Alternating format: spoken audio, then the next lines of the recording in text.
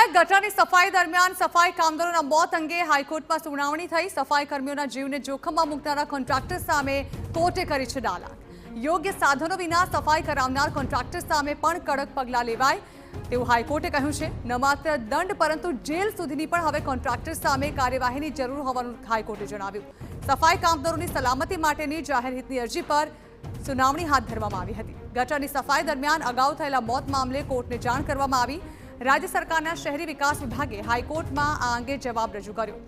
Manual સ્ક્વેન્જિંગ પર સદંતર પ્રતિબંધ છતાં દુર્ઘટના બને છે તે ચિંતાજનક છે। બેદરકાર કોન્ટ્રાક્ટર સામે કડક પગલાં લેવાનું કોર્ટનું અવલોકન છે। રાજ્ય સરકાર વતી વકીલે કોર્ટમાં ખાતરી આપી છે। જરૂરી પગલાં લેવા અને યોગ્ય તકેદારી માટે પણ બાંહેધરી આપવામાં આવી। આગામી દિવસોમાં આ અંગે વધુ સુનાવણી હાથ ધરાશે। राज्य सरकार तरफथी कहेवामां आव्युं के आ तो जीआईडीसी नहीं, जीआईडीसी होय के गमे ते होय छे, आ तो राज्य सरकारनी सरहदनी अंदर ज माटे राज्य सरकार जवाबदार छे।